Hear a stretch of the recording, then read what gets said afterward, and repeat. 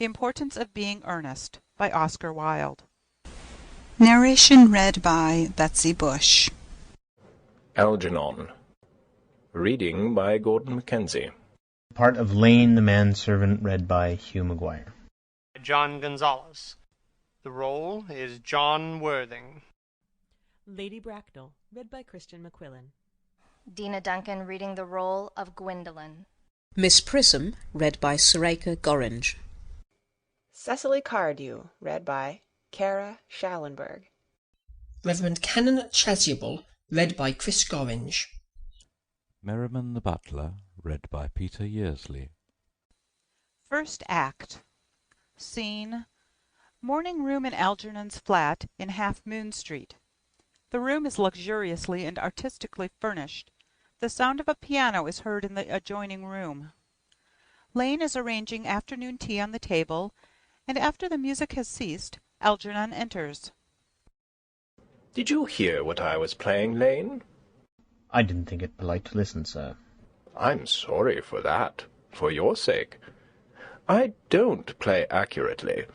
Anyone can play accurately, but I play with wonderful expression. As far as the piano is concerned, sentiment is my forte. I keep science for life. Yes, sir. And speaking of the science of life, have you got the cucumber sandwiches cut for Lady Bracknell? Yes, sir. Hands them on a salver. Inspects them, takes two, and sits down on the sofa. Oh, by the way, Lane, I see from your book that on Thursday night, when Lord Shorman and Mr. Worthing were dining with me, 8 bottles of champagne are entered as having been consumed. Yes, sir. 8 bottles and a pint. Why is it that at a bachelor's establishment the servants invariably drink the champagne? I ask merely for information. I attribute it to the superior quality of the wine, sir. I have often observed that in married households the champagne is rarely of a first-rate brand. Good heavens! Is marriage so demoralizing as that? I believe it is a very pleasant state, sir. I've had very little experience of it myself, up to the present. I've only been married once.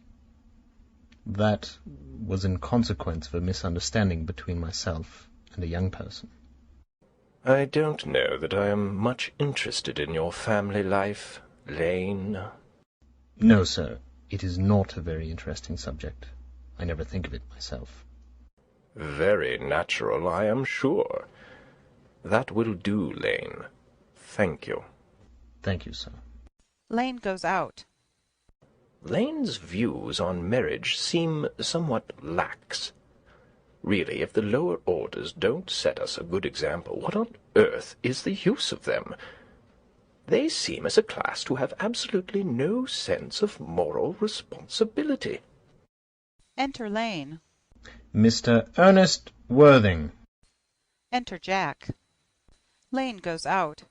How are you, my dear Ernest? What brings you up to town?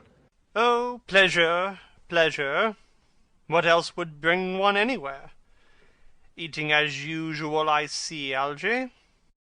I believe it is customary in good society to take some slight refreshment at 5 o'clock.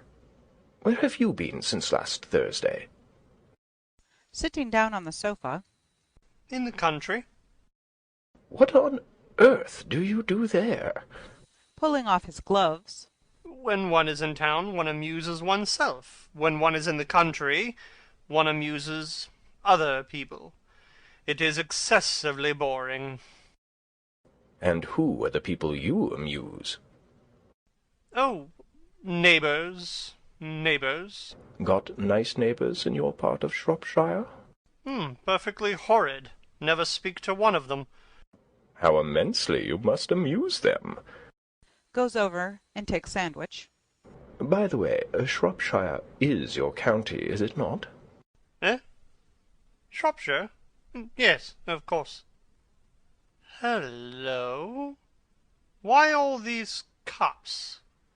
Why cucumber sandwiches? Why such reckless extravagance in one so young? Who is coming to tea? Oh, merely Aunt Augusta and Gwendolen. How perfectly delightful. Yes, that is all very well, but I'm afraid Aunt Augusta won't quite approve of your being here. May I ask why? My dear fellow, the way you flirt with Gwendolen is perfectly disgraceful. It is almost as bad as the way Gwendolen flirts with you. I am in love with Gwendolen. I have come up to town expressly to propose to her. I thought you had come up for pleasure. I call that business. How utterly unromantic you are. I really don't see anything romantic in proposing. It is very romantic to be in love. But there is nothing romantic about a definite proposal. Why, one may be accepted. One usually is, I believe. Then the excitement is all over. The very essence of romance is uncertainty. If ever I get married, I'll certainly try to forget the fact. I have no doubt about that, dear Algy. The divorce court was specially invented for people whose memories are so curiously constituted. Oh, there is no use speculating on that subject. Divorces are made in heaven. Jack puts out his hand to take a sandwich. Algernon at once interferes. Please, don't touch the cucumber sandwiches. They are ordered specially for Aunt Augusta. Takes one and eats it. Well, you have been eating them all the time. That is quite a different matter. She is my aunt. Takes plate from below. Have some bread and butter. The bread and butter is for Gwendolen. Gwendolen is devoted to bread and butter. Advancing to table and helping himself. And very good bread and butter it is, too. Well, my dear fellow, you need not eat as if you were going to eat it all. You behave as if you were married to her already. You are not married to her already, and I don't think you ever will be. Why on earth do you say that? Well, in the first place, girls never marry the men they flirt with. Girls don't think it right. Oh, that is nonsense. It isn't. It is a great truth. It accounts for the extraordinary number of bachelors that one sees all over the place. In the second place, I don't give my consent. Your consent? My dear fellow, Gwendolen is my first cousin, and before I allow you to marry her, you will have to clear up the whole question of Cecily. Rings bell. Cecily? What on earth do you mean? What do you mean, Algy, by Cecily? I don't know anyone of the name of Cecily. Enter Lane. Bring me that cigarette case Mr. Worthing left in the smoking room the last time he dined here. Yes, sir. Lane goes out. Do you mean to say that you've had my cigarette case here all this time? I wish to goodness you would let me know. I've been writing frantic letters to Scotland Yard about it. I was very nearly offering a very large reward. Well, I wish you would offer one. I happen to be more than usually hard up. There is no good offering a large reward now that the thing is found. Enter Lane with the cigarette case on a salver. Algernon takes it at once. Lane goes out. I think that is rather mean of you, Ernest, I must say. Opens case and examines it. However, it makes no matter, for now that I look at the inscription inside, I find that the thing isn't yours after all. Of course it's mine. Moving to him. You have seen me with it 100 times, and you have no right whatsoever to read what is written inside. It is a very ungentlemanly thing to read a private cigarette case. Oh, it is absurd to have a hard and fast rule about what one should read and what one shouldn't. More than half of modern culture depends on what one shouldn't read. I am quite aware of the fact, and I don't propose to discuss modern culture. It isn't the sort of thing one should talk about in private. I simply want my cigarette case back. Yes, but this isn't your cigarette case. This cigarette case is a present from someone of the name of Cecily, and you said you didn't know anyone of that name. Well, if you want to know, Cecily happens to be my aunt. Your aunt? Yes. Charming old lady she is, too. Lives at Tunbridge Wells. Just give it back to me, Algy. Retreating to back of sofa. But why does she call herself Little Cecily, if she is your aunt and lives at Tunbridge Wells? Reading. From Little Cecily, with her fondest love. Moving to sofa and kneeling upon it. My dear fellow, what on earth is there in that? Some aunts are tall, some aunts are not tall. That is a matter that surely any aunt may be allowed to decide for herself. You seem to think that every aunt should be exactly like your aunt. That is absurd. For heaven's sake, give me back my cigarette case. Follows Algernon around the room. Yes, but why does she call you her uncle? From Little Cecily, with her fondest love, to her dear Uncle Jack. There is no objection, I admit, to an aunt being a small aunt. But why an aunt, no matter what her size may be, should call her own nephew her uncle, I can't quite make out. Besides, your name isn't Jack at all. It is Ernest. It isn't Ernest. It's Jack. You have always told me it was Ernest. I have introduced you to everyone as Ernest. You answer to the name of Ernest. You look as if your name was Ernest. You are the most earnest-looking person I have ever seen in my life. It is perfectly absurd your saying that your name isn't Ernest. It's on your cards. Here is one of them. Taking it from case. Mr. Ernest Worthing, B4 the Albany. I'll keep this as a proof that your name is Ernest, if ever you attempt to deny it to me, or to Gwendolen, or to anyone else. Puts the card in his pocket. Well, my name is Ernest in town and Jack in the country, and the cigarette case was given to me in the country. Yes, but that does not account for the fact that your small Aunt Cecily, who lives at Tunbridge Wells, calls you her dear uncle. Come, old boy, you had much better have the thing out at once. My dear Algy, you talk exactly as if you were a dentist. It is very vulgar to talk like a dentist when one isn't a dentist. It produces a false impression. Well, that is exactly what dentists always do.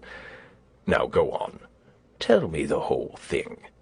I may mention that I have always suspected you of being a confirmed and secret Bunburyist, and I am quite sure of it now.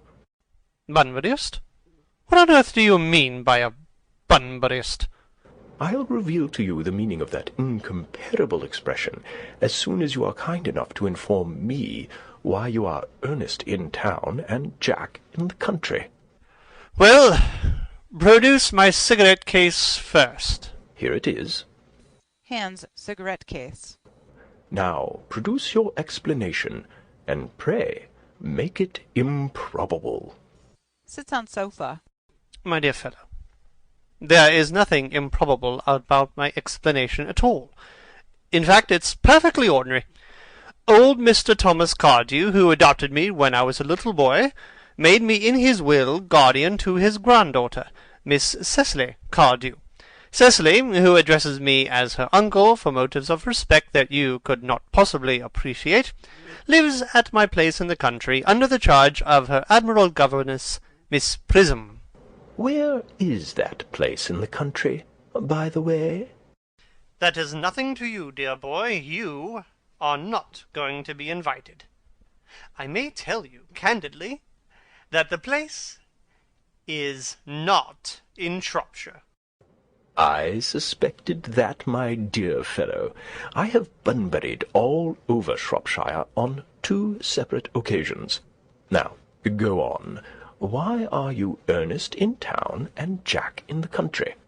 Oh, my dear Algy, I don't know whether you will be able to understand my real motives.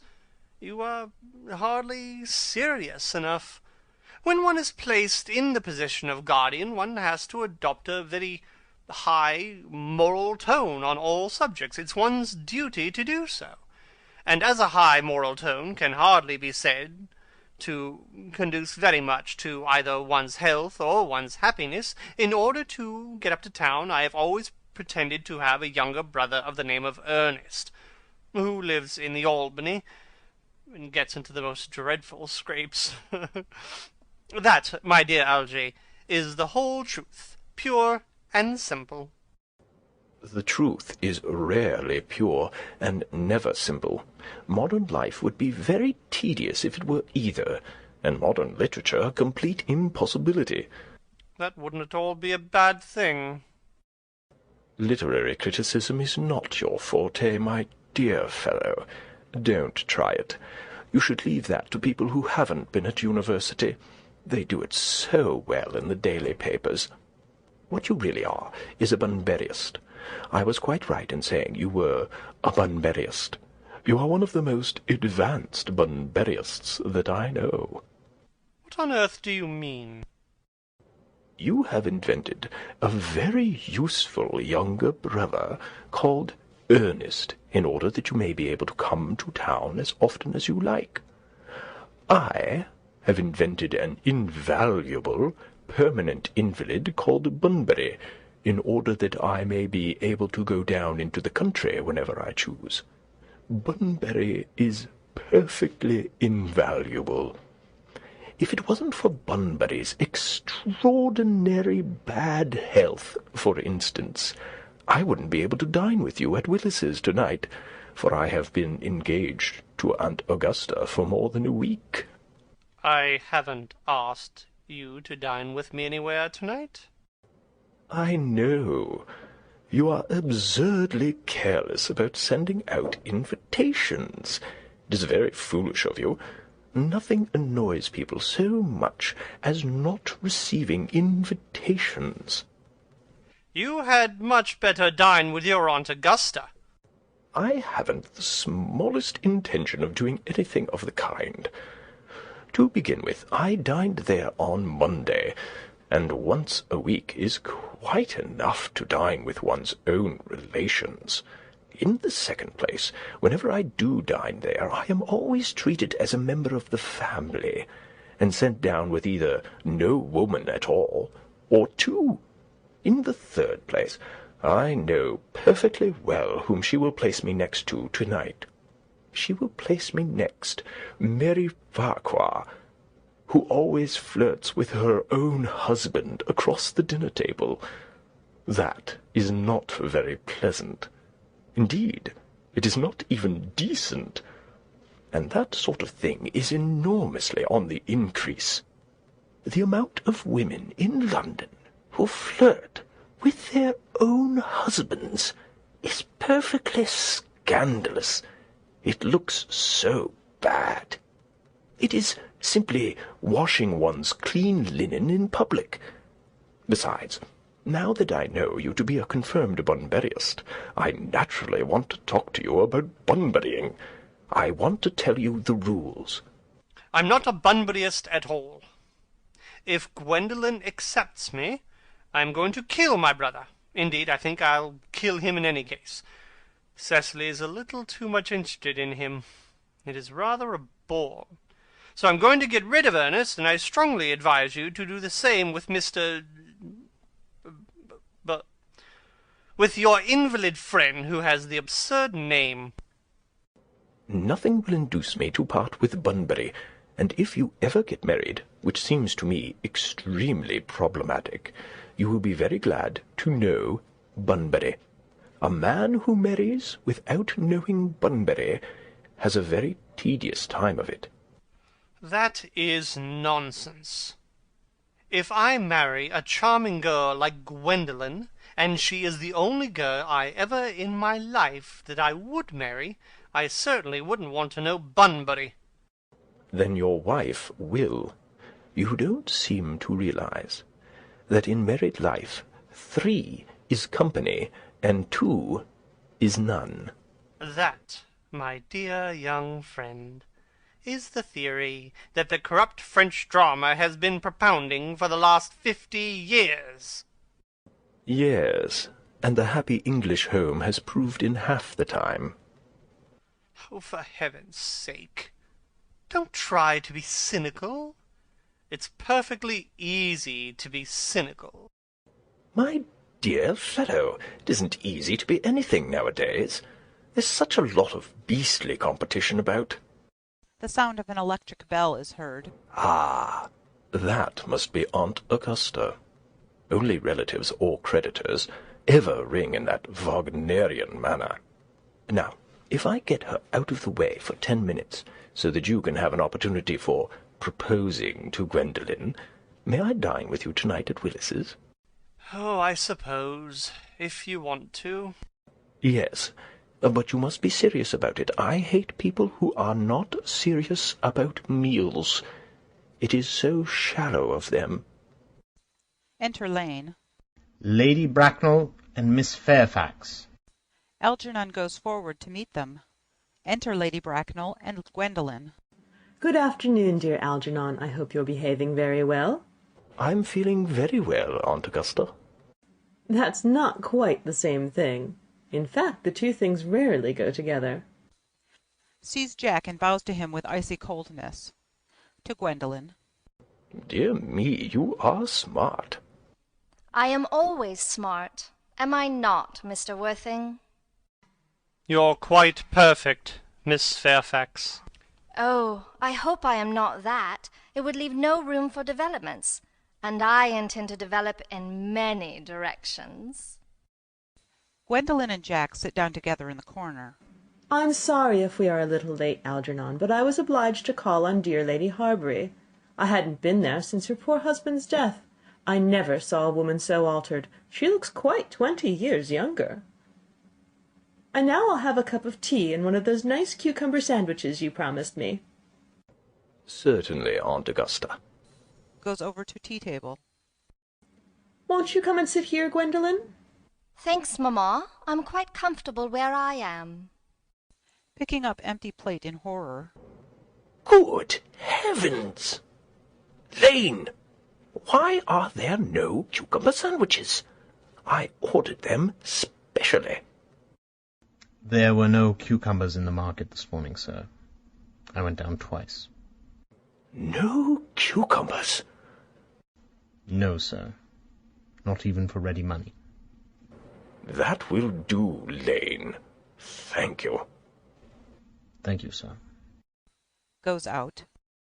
I am greatly distressed, Aunt Augusta, about there being no cucumbers. Not even for ready money. It really makes no matter, Algernon. I had some crumpets with Lady Harbury, who seems to me to be living entirely for pleasure now. I hear her hair has turned quite gold from grief. It certainly has changed its colour, from what cause I, of course, cannot say. Algernon crosses and hands tea. Thank you. I've quite a treat for you tonight, Algernon. I'm going to send you down with Mary Farquhar. She's such a nice woman, and so attentive to her husband. It's delightful to watch them. I am afraid, Aunt Augusta, I shall have to give up the pleasure of dining with you tonight, after all. I hope not, Algernon. It would put my table completely out. Your uncle would have to dine upstairs. Fortunately, he's accustomed to that. It is a great bore, and I need hardly say a terrible disappointment to me. But the fact is, I have just had a telegram to say that my poor friend Bunbury is very ill again. Exchanges glances with Jack. They seem to think I should be with him. It is very strange. This Mr. Bunbury seems to suffer from curiously bad health. Yes, poor Bunbury is a dreadful invalid. Well, I must say, Algernon, I think it's high time that Mr. Bunbury made up his mind whether he was going to live or to die. This shilly-shallying with the question is absurd. Nor do I in any way approve of the modern sympathy with invalids. I consider it morbid. Illness of any kind is hardly a thing to be encouraged in others. Health is the primary duty of life. I'm always telling that to your poor uncle, but he never seems to take much notice, as far as any improvement in his ailment goes. I should be much obliged if you would ask Mr. Bunbury, from me, to be kind enough not to have a relapse on Saturday, for I rely on you to arrange my music for me. It is my last reception, and one wants something that will encourage conversation, particularly at the end of the season, when every one has practically said whatever they had to say, which, in most cases, was probably not much.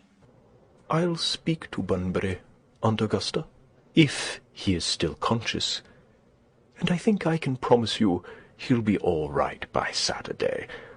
Of course, the music is a great difficulty. You see, if one plays good music, people don't listen, and if one plays bad music, people don't talk.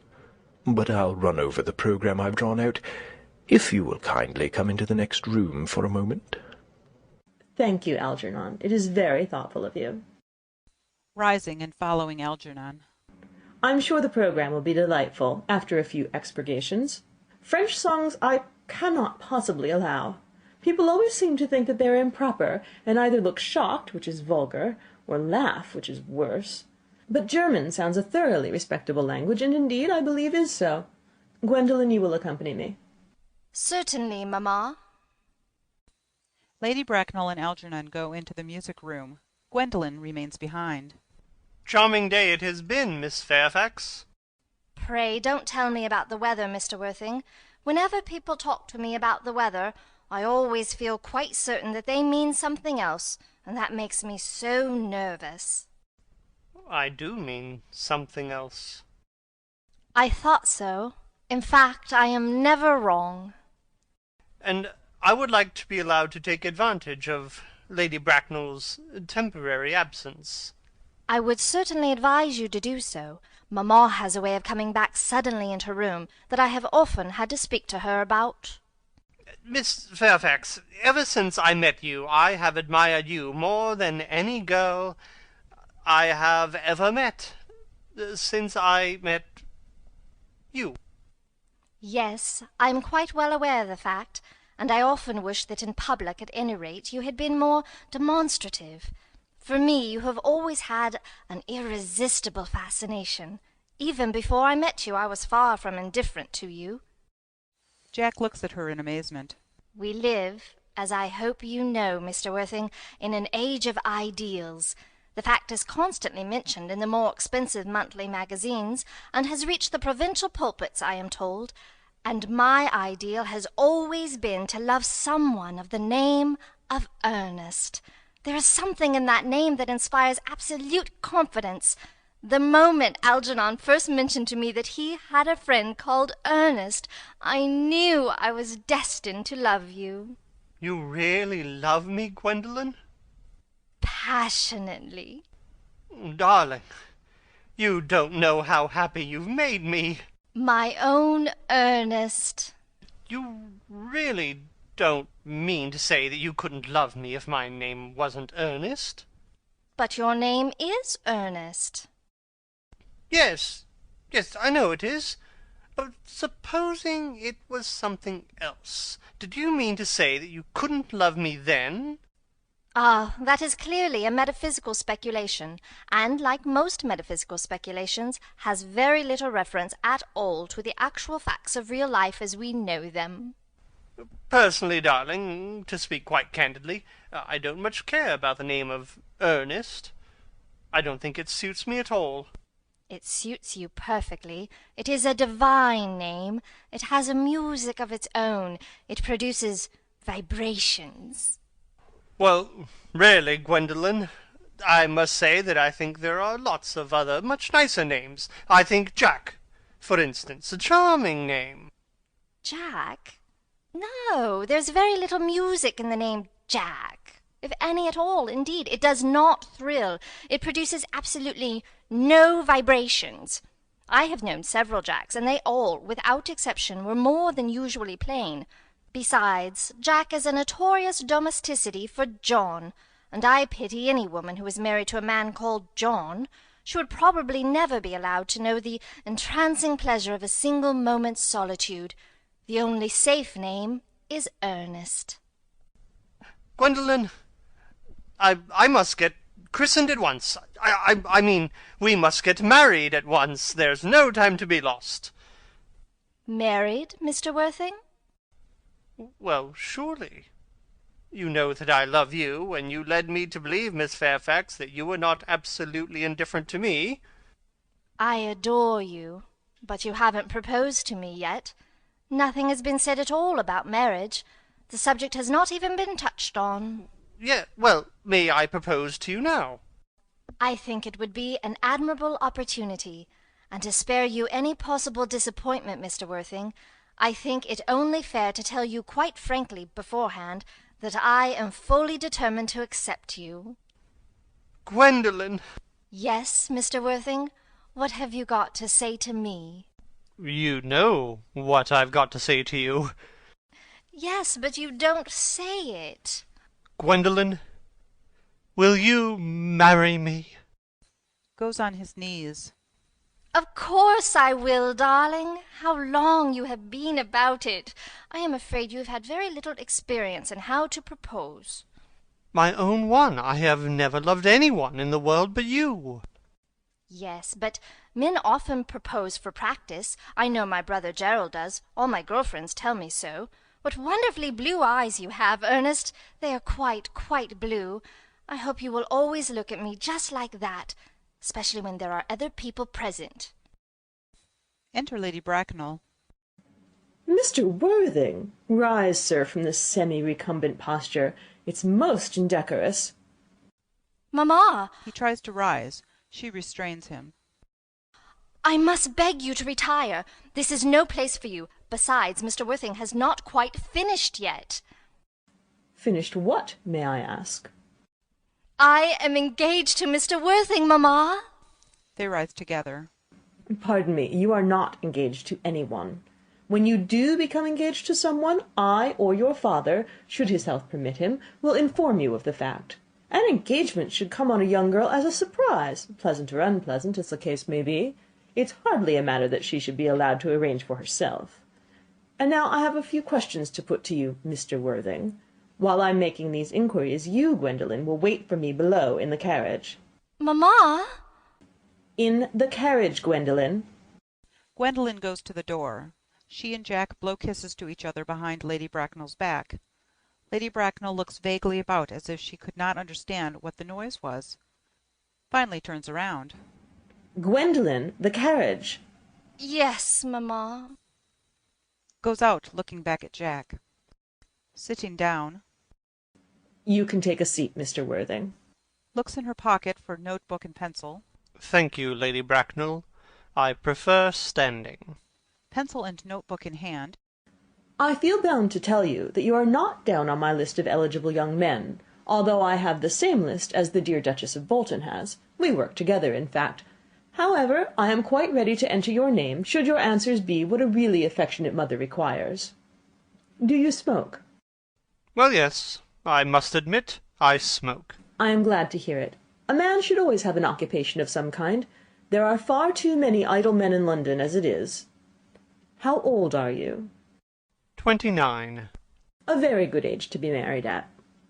I have always been of the opinion that a man who desires to get married should either know everything or nothing.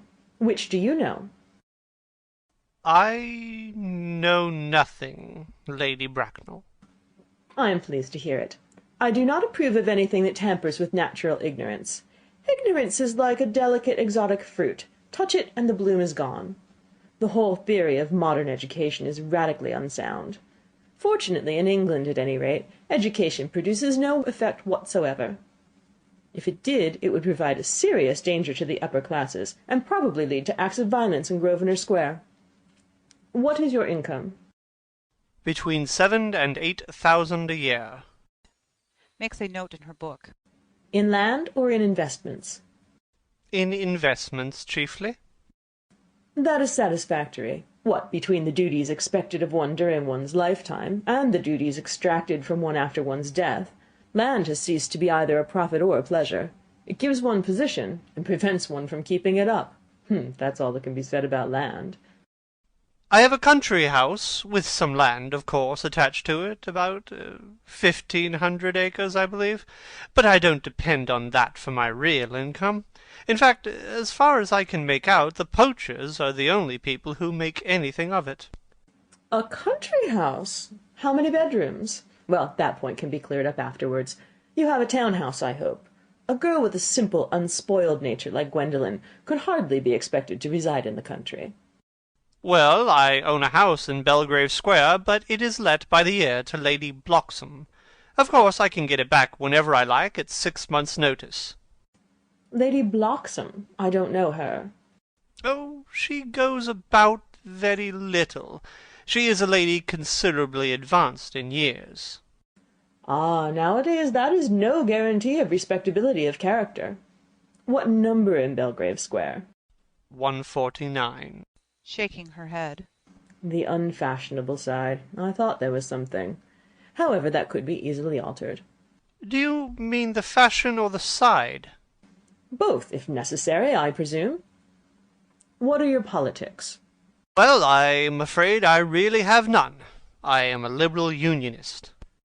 Oh, they count as Tories. They dine with us, or come in the evening at any rate. Now, to minor matters. Are your parents living? I have lost both my parents. To lose one parent, Mr. Worthing, may be regarded as a misfortune. To lose both looks like carelessness. Who was your father? He was evidently a man of some wealth. Was he born in what the Radical papers call the purple of commerce, or did he rise from the ranks of the aristocracy? I am afraid I really don't know. The fact is, Lady Bracknell, I said I had lost my parents. It would be nearer the truth to say that my parents seem to have lost me. I don't actually know who I am by birth. I was... well, I was found. Found? The late Mr. Thomas Cardew, an old gentleman of a very charitable and kindly disposition, found me, and gave me the name of Worthing, because he happened to have a first-class ticket for Worthing in his pocket at the time. Worthing is a place in Sussex. It's a seaside resort. Where did the charitable gentleman who had a first-class ticket for this seaside resort find you? In a handbag. A handbag? Yes, Lady Bracknell. I was in a handbag. A somewhat large, black leather handbag with handles to it. An ordinary handbag, in fact. In what locality did this Mr. James or Thomas Cardew come across this ordinary handbag? In the cloak-room at Victoria Station. It was given to him in mistake for his own. The cloak-room at Victoria Station? Yes. The Brighton line? The line is immaterial. Mr. Worthing, I confess I feel somewhat bewildered by what you've just told me. To be born, or at any rate bred, in a handbag, whether it has handles or not, seems to me to display a contempt for the ordinary decencies of family life that reminds one of the worst excesses of the French Revolution. And I presume you know what that unfortunate movement led to. As for the particular locality in which the handbag was found, a cloak-room at a railway station might serve to conceal a social indiscretion, has probably, indeed, been used for that purpose before, but it could hardly be regarded as an assured basis for a recognized position in good society. May I ask you, then, what you would advise me to do? I need hardly say I would do anything in the world to ensure Gwendolen's happiness. I would strongly advise you, Mr. Worthing, to try and acquire some relations as soon as possible, and to make a definite effort to produce at any rate one parent of either sex before the season is quite over. Well, I don't see how I could possibly manage to do that. I can produce the handbag at any moment. It is in my dressing-room at home. I really think that should satisfy you, Lady Bracknell. Me, sir? What has it to do with me? You can hardly imagine that I and Lord Bracknell would dream of allowing our only daughter, a girl brought up with the utmost care, to marry into a cloak-room and form an alliance with a parcel? Good morning, Mr. Worthing. Lady Bracknell sweeps out in majestic indignation. Good morning. Algernon from the other room strikes up the wedding march. Jack looks perfectly furious and goes to the door. Oh, for goodness sake, don't play that ghastly tune, Algy. How idiotic you are. The music stops and Algernon enters cheerily. Didn't it go off all right, old boy? You don't mean to say Gwendolen refused you? I know it is a way she has. She is always refusing people. I think it is most ill-natured of her. Oh, Gwendolen is as right as a trivet. As far as she is concerned, we are engaged. Her mother is perfectly unbearable. Never met such a gorgon. I don't really know what a gorgon is like, but I'm quite sure that Lady Bracknell is one. In any case, she is a monster without being a myth, which is rather unfair. I beg your pardon, Algy. I suppose I shouldn't talk about your own aunt in that way before you. My dear boy, I love hearing my relations abused. It is the only thing that makes me put up with them at all. Relations are simply a tedious pack of people who haven't got the remotest knowledge of how to live, nor the smallest instinct about when to die. Oh, that is nonsense. It isn't. Well, I won't argue about the matter. You always want to argue about things. That is exactly what things were originally made for. Upon my word, if I thought that, I'd shoot myself. You don't think there's any chance of Gwendolen becoming like her mother in about 150 years, do you, Algy? All women become like their mothers. That is their tragedy. No man does. That's his. Is that clever? It is perfectly phrased, and quite as true as any observation in civilized life should be. I am sick to death of cleverness. Everybody is clever nowadays. You can't go anywhere without meeting clever people. The thing has become an absolute public nuisance. I wish to goodness we had a few fools left. We have. I should extremely like to meet them. What do they talk about? The fools? Oh, about the clever people, of course. Oh, what fools.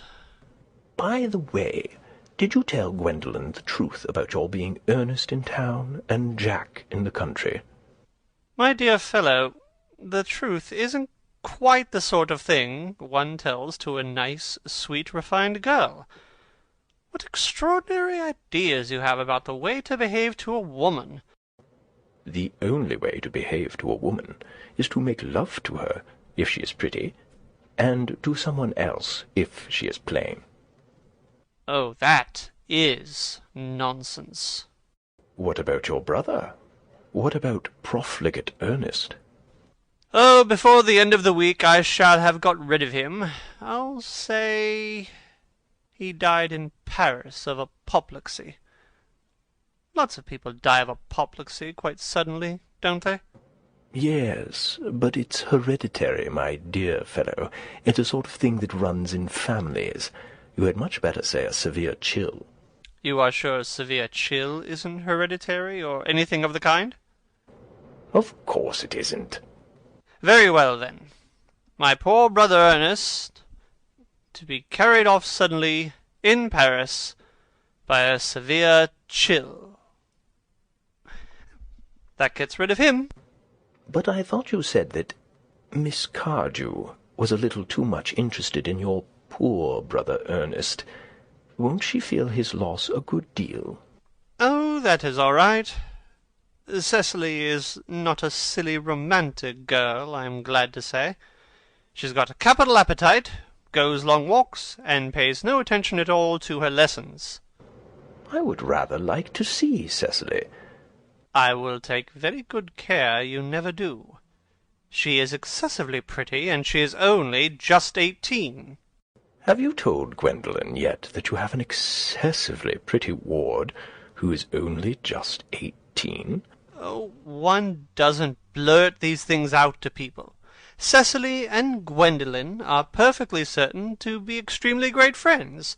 I'll bet you anything you like that half an hour after they've met, they will be calling each other sister. Women only do that when they have called each other a lot of other things first. Now, my dear boy, if we want to get a good table at Willis's, we really must go and dress. Do you know that it is nearly 7? Oh, it's always nearly 7. Well, I'm hungry. I never knew you when you weren't. What shall we do after dinner? Go to a theatre? Oh, no, I loathe listening. Well, let's go to the club. Oh, no, I hate talking. Well, we might trot round to the Empire at 10. Oh, no, I can't bear looking at things. It is so silly. Well, what shall we do? Nothing. It is awfully hard work doing nothing. However, I don't mind hard work when there is no definite object of any kind. Enter Lane. Miss Fairfax. Enter Gwendolen. Lane goes out. Gwendolen, upon my word. Algy, kindly turn your back. I have something very particular to say to Mr. Worthing. Really, Gwendolen, I don't think I can allow this at all. Algy, you always adopt a strictly immoral attitude towards life. You're not quite old enough to do that. Algernon retires to the fireplace. My own darling. Ernest, we may never be married. From the expression on Mamma's face, I fear we never shall. Few parents nowadays pay any regard to what their children say to them. The old-fashioned respect for the young is fast dying out. Whatever influence I ever had over Mamma, I lost at the age of 3. But although she may prevent us from becoming man and wife, and I may marry someone else, and marry often, nothing that she can possibly do can alter my eternal devotion to you. Dear Gwendolen. The story of your romantic origin, as related to me by Mamma, with unpleasing comments, has naturally stirred the deeper fibres of my nature. Your Christian name has an irresistible fascination. The simplicity of your character makes you exquisitely incomprehensible to me. Your town address at the Albany I have. What is your address in the country? The Manor House, Woolton, Hertfordshire. Algernon, who has been carefully listening, smiles to himself and writes the address on his shirt cuff, then picks up the railway guide. There is a good postal service, I suppose. It may be necessary to do something desperate. That, of course, will require serious consideration. I will communicate with you daily. My own one. How long do you remain in town? Till Monday. Good. Algy, you may turn around now. Thanks, I've turned round already. You may also ring the bell. You will let me see you to your carriage, my own darling? Certainly. To Lane, who now enters. I will see Miss Fairfax out. Yes, sir. Jack and Gwendolen go off. Lane presents several letters on a salver to Algernon. It is to be surmised that they are bills, as Algernon, after looking at the envelopes, tears them up. A glass of sherry, Lane. Yes, sir. Tomorrow, Lane, I'm going bunburying. Yes, sir. I shall probably not be back till Monday. You can put up my dress clothes, my smoking jacket, and all the Bunbury suits. Yes, sir. Handing sherry. I hope tomorrow will be a fine day, Lane. It never is, sir. Lane, you're a perfect pessimist. I do my best to give satisfaction, sir. Enter Jack. Lane goes off. There's a sensible, intellectual girl. The only girl I ever cared for in my life. Algernon is laughing immoderately.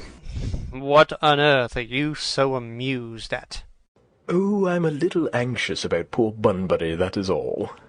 If you don't care, your friend Bunbury will get you into a very serious scrape one day.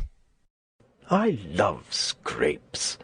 They are the only things that are never serious. Oh, that's nonsense, Algy. You never talk anything but nonsense. Nobody ever does. Jack looks indignantly at him and leaves the room. Algernon lights a cigarette, reads his shirt cuff, and smiles. End of Act 1.